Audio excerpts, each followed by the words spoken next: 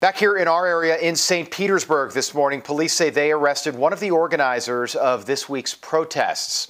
Anthony Codell was arrested for inciting a riot.